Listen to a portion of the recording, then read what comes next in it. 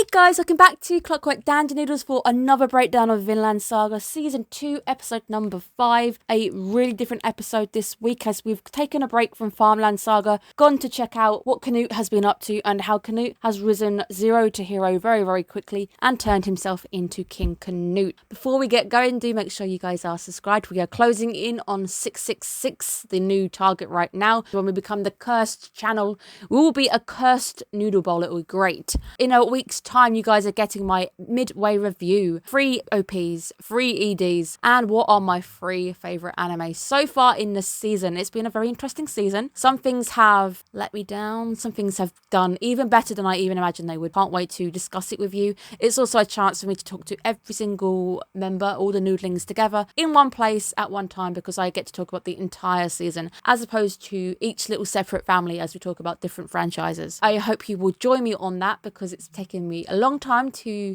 decide. So will King Canute be anywhere on that list at all? Will Vinland Saga rise up into a place? That will change by the end of the season. If you are new to the channel, how it generally works is you get a halfway review. So this is how I feel halfway through, and then we touch base right at the end. What did I think of this season as a whole? Are my top 3 still the same? Have things really changed? Sometimes we find that things change drastically, sometimes they change not at all. I like to see it as an indication of how I think a season is going. Let's jump straight to some nostalgia. The scene that ended season 1. The scene that got everybody's hopes up because we saw that knife hit the floor and it was teasing a second season. And I was so excited. I would love to go back, have a look at that knife bit in particular to see if I recognise any of the characters we're now meeting. Because it was a handover. We're handing over to Mappa. But we see Asklad, such a good villain. He's also a very important character who created Canute, created the 4th thing we know right now as a father figure. Mainly for worse, but he has still created Canute. Definitely for the better in a sense. It's a very cutthroat world as we see this week, and Canute would definitely not last a minute if he was still his old self. Asklad has taught Canute how to survive in a cutthroat world, and I love the fact that even in the OP,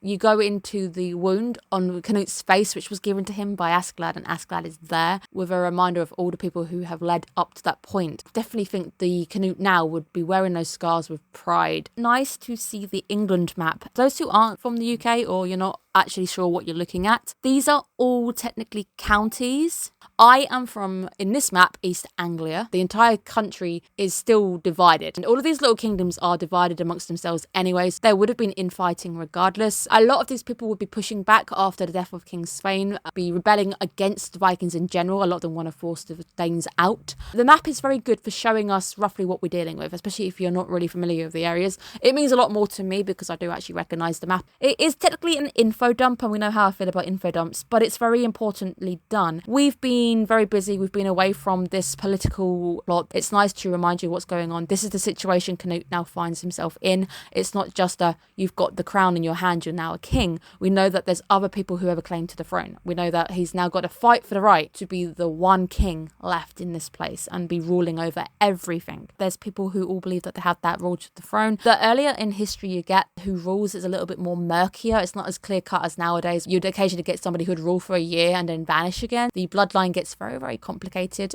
I think when we did Requiem for the Rose King videos, that was evident when we were talking about the lineage for Richard III. The scene where we see the poisoning attempt against the other rival for Canute, a very important sequence because it sets up the idea of poisoning. Canute has risen quite quickly to being a king via these unnatural deaths, which are technically poison, but because we're so early in history, we don't technically see it as poisoning, and it would be a lot easier to hide it under a natural cause. People must be at least looking at these natural deaths with a bit of suspicion. It's a nice little sequence that shows you the cutthroat nature of the world that we're living in, and the fact that he does accuse possibly Canute. At that point I thought it was Canute, and this is where I started to wonder if it was a non-linear plot for the episode, that this happened in the past and it was Canute, and then we were seeing how Canute recruited somebody. But it's just showing you that if you get to the right people, you can make things work without really having to lift a finger. Definitely a different person. Canute is very different from the young boy. Did he hide behind somebody? And he was like scowling at Thorfinn when he first met Thorfinn, and he was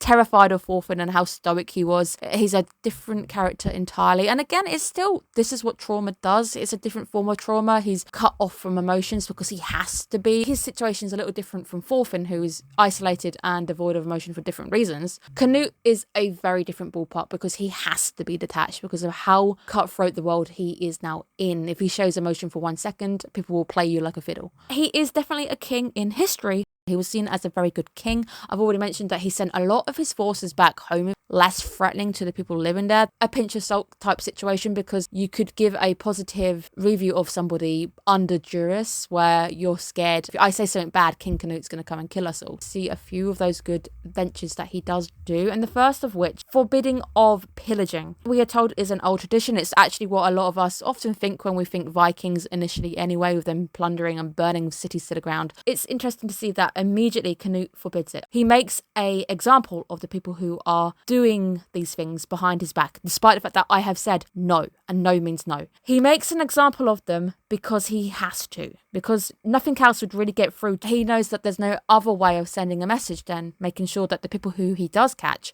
die. If there's a chance that you're going to die, you're maybe less likely to do it. It's something I support as well. I am very much in support of this rule. Banning of this custom, especially if it was an old, ancient one, he did run the risk of upsetting people. It doesn't seem to happen this week, but it could have. I did miss Torkel. OTT as a character. He's a very big character. I would never want to get into a fight with him. Crazy hair, such a cool character. Angry, of course, because Canute has taken him out the fight and taken away his fun. Live for the fight. But we have been told that Mercia has given in and it's calling for a truce. Canute is telling him, no more fighting, we're going to go to this truce. If they are going to surrender, he knows exactly what's going to happen because he's confident. He's a very confident person. He never really had any intention of taking that deal. Doesn't matter what you would have offered him, that's not the point. Mercia has surrendered, therefore I don't want Torkel going around killing people because it's done. It's also nice as well to see Canute very happy to go and meet people and judge them on their characters, and that seems to be a big thing with him. I'm not going to follow rumours, I'm going to see this person myself. It shows that he's a very different judge of character and he can see things in people that perhaps other people can't see.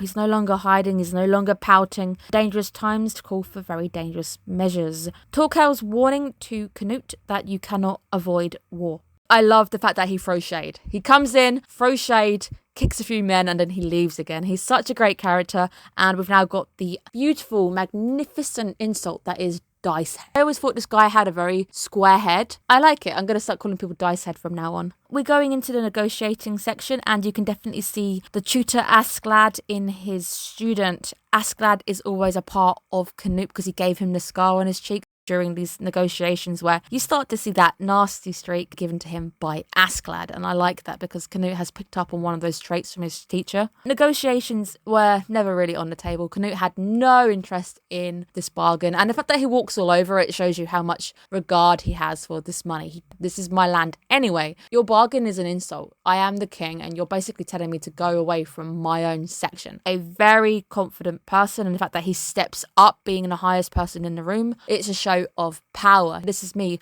walking all over what you're offering. He has the same eyes and same fierce look as Asklad. My boy has grown up. If you don't know, I am a cosplayer and I've made Canute's helmet, a really nice helmet. I still need to get my young Canute cosplay sorted. I stopped at the helmet and I have partially made the blue tunic. I just can't find trim that I'm really happy with. I might have to actually make it myself. I will get it done. Maybe I'll get it done eventually. Maybe when season 3 comes out, I will have Canute, young Canute sorted. Don't hold me to that one just yet though. Doesn't let people play him as a joke. He does start to call them out on being unfaithful. It's more about the idea of loyalty and pride. There are too many kings in England and one of them has to die, and it's not going to be Canute. He has no intention of being the one who falls. He's going to walk that dark path and he's going to take dark, underhanded methods if it means you're going to come out on top. You're in war and you're fighting over the throne. The one who's taken the underhanded methods, even if they're underhanded and we would frown at them, they're the ones that are going to get Canute on the throne. A very nice sequence seeing the negotiations flip, because initially you think that he's going to take the bribe. You don't quite have the full lowdown on his character, how he's developed. And this is our first time really actually seeing what he's been up to. How is he going to react? What's he going to do? And you're waiting for something to flip because he seems very calm. When he climbs upon the money, you're like, okay, nah, this is going down. If you can do this for me, you can keep Mercia. You can keep it. Because he knows loyalty is all good and everything, but what is more important to most people is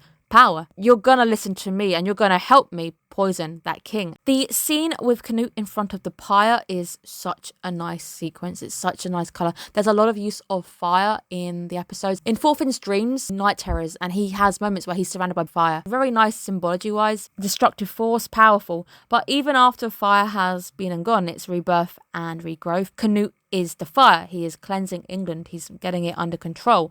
And afterwards, it's going to be reborn anew. It's going to be different underneath him. Nice to see him in front of it. I think it's a good. Any monarch who rises against Canute is poisoned one after the other. It's a nice catch-up episode in a sense, focusing in on Thorfinn and Einar. But in the whole scheme of the world, history, the person who has just risen to power has become a star on the stage, and that is Canute's campaign. We heard it very briefly as Olmar said, I want to go and join Canute, and it felt a whole world away when we were on a farm surrounded by corn and we were just hearing whispers of what Canute was getting up to. But it also feels different now that we're here with Canute. That farm seems miles away. It's hard to imagine when there's fire everywhere. That peaceful golden corn has been replaced by red flames, those destructive flames. Torkel called Canute nothing. Canute very quickly takes that as a challenge to rise up. I'm not nothing, I am the king. He sarcastically snapped back that he could do even better than just being king. He's ended up doing it in 3 years. Impressive time, because we're told that the first king, King Svein, did it in 1018. We have King Canute. The rule has begun. How is Canute going to rule? Is he going to be a good king that we have heard of from history? What does it mean to be a good king? Next week does seem that we're going back to Farmville to have a very heavy episode like this. Then suddenly here, I need a horse. We're going back to Farmville. I completely forgot about that because I was so wrapped up suddenly in this storyline. One is a lot more action-packed right now. The other one is quieter, more subtle. There's some beautiful writing going on, but it is less action-packed. A fantastic episode nonetheless. We see Canute becoming the star, set on a dark path that was set in motion with Askeladd. Everything he did created Canute. Askeladd's tutorage and sacrifice is what also aided Canute to springboard from that. Torkel is refusing to talk about Canute because essentially he gave him the middle finger for calling him nothing. 1018 is now the year we're in, and that is also the same for Einar and Thorfinn. Maybe news of Canute becoming king is gonna float to the farm. I can't remember if Omar called him King Canute. He now is officially the one king of England. That news is bound to break on the farm at some point, so it would be interesting to see if that's what happens next week. In the title, We Need a Horse, that we're coming down to finally ploughing the field or something, and they're going to have to remove those roots. They're going to have to get a horse from somewhere, and we've been told Catil's only really got an old horse that isn't really up to scratch, so how are they going to get hold of a horse? Fantastic episode, and it's nice to have the injection of action going on, because last week's was heavy, but it wasn't action-packed. Subtle and subdued on the action front so far. So this week's episode, it would be interesting to see if it made any of those top 10 charts. Vinland Saga has been a little bit absent on those lists because mainly it's very quiet. It's a very different ball game from season 1. Season 1 was just insane. It rose to popularity very quickly because people were just mind blown by it. I really can't wait to see what happens next week as we continue Trauma Saga and Farmland Saga. Thank you guys so much for tuning in. I hope you guys also enjoyed this episode and you're looking after yourselves. I am recovering. I thought I'd be in hospital, so I was worried that you wouldn't get your video, but I am here. I had an incident at my workplace where I became a hero.